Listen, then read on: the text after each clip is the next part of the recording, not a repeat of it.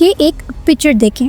आप इन्हीं और इनकी कंट्रोवर्सीज को शायद जानते होंगे। जी हाँ, ये है निदा यासिर, जो पाकिस्तान के morning show good morning Pakistan को रन करती है। आप सोच रहे होंगे कि यहाँ healthy, strong and positive communication की जाती है, लेकिन नहीं, यहाँ unrealistic lifestyles, unrealistic cultures and marriage life को डिस्कस किया जाता है विद सम एक्स्ट्रा गॉसिप्स, जहाँ डेली बेसिस पर एक ही स्क्रिप्ट को डिफरेंट पैकेजेस में शेप किया जाता है। हाँ, इसे साइकोलॉजी के अकॉर्डिंग इफेक्ट मेयर एक्सपोयर कहते हैं, जहाँ एक ही चीज़ को डिफरेंट पैकेजिंग में आपको डेली बेसिस पर दिखाया जाता है और आहिस्ता आहिस्ता आप उसके एडिक्ट होकर अपनी पर्सनल लाइफ को शेप करना स्टार्ट कर देती हो।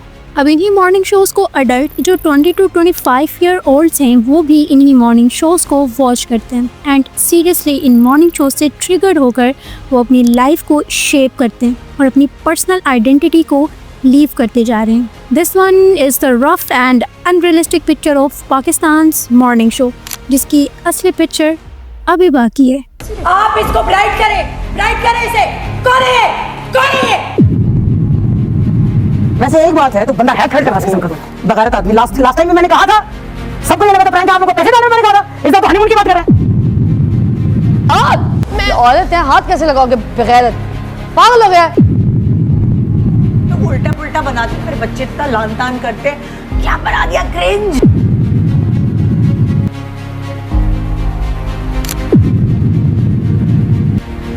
और आज इसी टॉपिक को थोड़ा सा डिकॉर्ड करने की कोशिश करते हैं। देखते हैं कि किस तरह ये सारे मॉर्निंग शोज स्क्रिप्ट 1 और स्क्रिप्ट 2 का यूज़ कर हमारी सोसाइटी को डीपली हर्ट कर रहे हैं और हमें पता भी नहीं लगता। ये सब morning shows between 9 to 11 different channels पर टेलीकास्ट किए जाते हैं, जिन्हें रिसर्च के अकॉर्डिंग 54% फीमेल डेली बेसिस पर घंटों देख। न सिर्फ पाकिस्तान में बल्कि फॉरेन कंट्रीज से भी 10% फीमेल्स इन मॉर्निंग शोज को वॉच करती हैं। ये 10% वो फीमेल्स हैं जो पाकिस्तान से अदर कंट्रीज में शिफ्ट हो जाती है। सो अपना टाइम स्पेंड करने के लिए पाकिस्तान के मॉर्निंग शोज को डेली बेसिस पर वॉच करती है। और इसी के सिंपल एग्जांपल मरियम की भी थी। मरियम जो आफ्टर 10 ईयर टोरंटो से पाकिस्तान आई थी, वो बुलिमिया की डिजीज से ऑलरेडी सफ़र कर रही थी। पाकिस्तान में वो अपना टाइम स्पेंड करने के लिए इन मॉर्निंग शोज़ को हमेशा वॉच किया करती थी। इन्हीं मॉर्निंग शोज़ ने उसके माइंड को प्रॉपरली ट्रिगर करना स्टार्ट किया। मरियम जिसको इन सेलिब्रिटीज़ का लाइफस्टाइल, इनकी परफेक्ट शेप की हुई बॉडी एंड स्पेसिफिकली इनके हेल्थ प्लान ने बहुत ज़्यादा इम्प्रेस किया था एंड फाइनली मरियम ने इनके डाइट प्लान को फॉलो करना स्टार्ट किया। एट द एंड मरियम को जो कॉन्सिक्वेंसेस फेस करना पड़े वो बहुत हार्ड थे।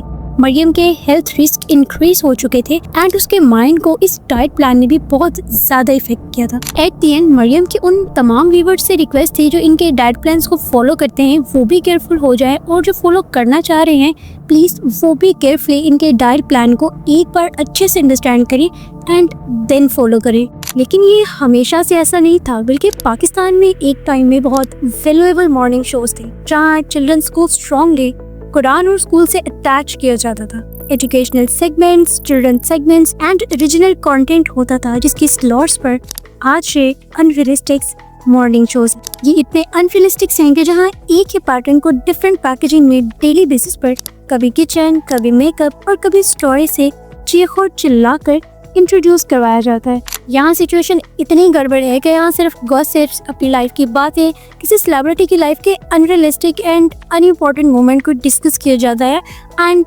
Nothing else. और अगर कभी स्टोरी बोर्ड होने लगी तो फिर कोई कंट्रोवर्सी की जाती है या फिर शोज में कुछ ऐसे मोमेंट्स दिखाए जाते हैं जो व्यूअर्स को अगेन इंगेज करते हैं।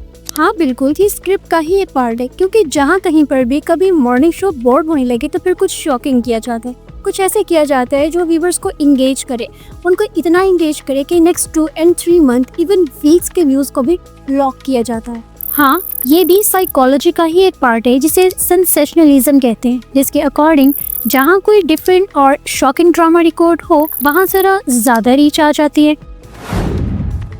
इन मॉर्निंग शोज में जब व्यूअर्स ओल्ड सेलिब्रिटीज को देखकर बोर होते हैं, देन स्क्रिप्ट नंबर 2 के अकॉर्डिंग अडल्ट सेलिब्रिटीज को इंट्रोड्यूस करवाया जाता है, जिनका मेन टारगेट अडल्ट गर्ल्स है बिटवीन 18 to 19। अपनी फेवरेट सेलिब्रिटीज की वजह से ये गर्ल्स इन मॉर्निंग शोज को मस्ट वॉच करती हैं एंड उनकी बताई हुई लाइफ स्टोरीज के साथ अपनी लाइफ स्टोरीज को मैच करती हैं। सो स्क्रिप्ट नंबर 2 के अकॉर्डिंग ये मॉर्निंग शोज बहुत नाइसली एंड पीसफुली अपनी टारगेट को क्लेम कर लेते हैं।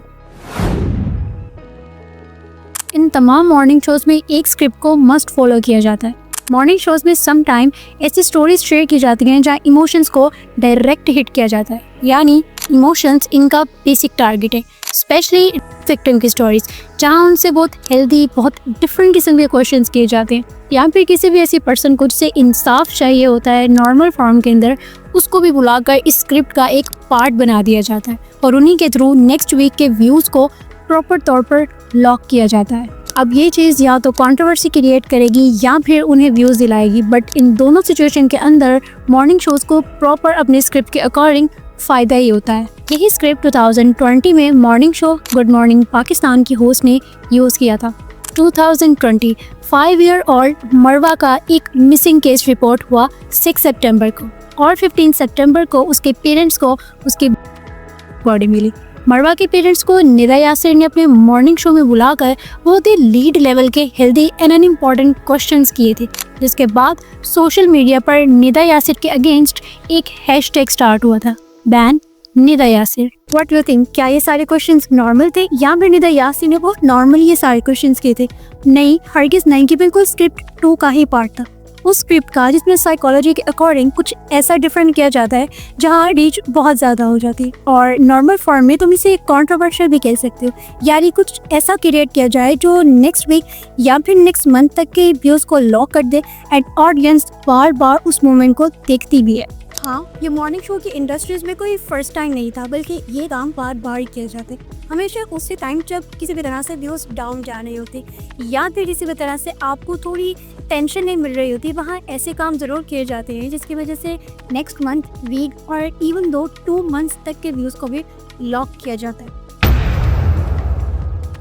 प्लीज़ केयरफुली एक बार इन शोज़ को देखें। क्या ये शोज़ इतने एबल हैं कि ये हमारी सोसाइटी में रन हो सकें, या अडल्ट्स इनको देखें, या फिर इन शोज़ में बहुत पॉजिटिव या फिर कुछ बहुत इफ़ेक्टिव किया जाता है जिसको देखना बहुत मस्ट है। ईदर येस और नो। क्या ये अनरियलिस्टिक, अनएथिकल, अनइम्पॉर्टेंट गॉसिप्स हमारे लिए बहुत इंपॉर्टेंट है, या फिर वो डाइट प्लान्स जिनको फॉलो करके हम खुद ही कॉन्सिक्वेंसेस फेस ही नहीं कर सकते, इनको देखना इतना मस्ट है? ईदर येस और नो। और ये सिर्फ पाकिस्तान की मॉर्निंग शो इंडस्ट्री में ऐसा नहीं, बल्कि ये पाकिस्तान के ड्रामास इंडस्ट्री में भी ये प्रोसेस है। वहाँ पर भी इतने फजूल किस्म के ड्रामास क्रिएट किए जाते हैं, इतनी नॉर्मल किस्म की स्टोरीज क्रिएट की जाती हैं, क्योंकि वो जानते हैं कि ये सारी स्टोरीज साइकोलॉजी के अकॉर्डिंग अगले पर्सन को ट्रिगर कर सकती हैं एंड डेफिनेटली वो इस तरह की चीज़ों को देखना ज़्यादा पसंद करते हैं।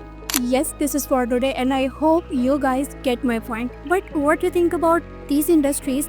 Tell me in the comment section and thanks for watching.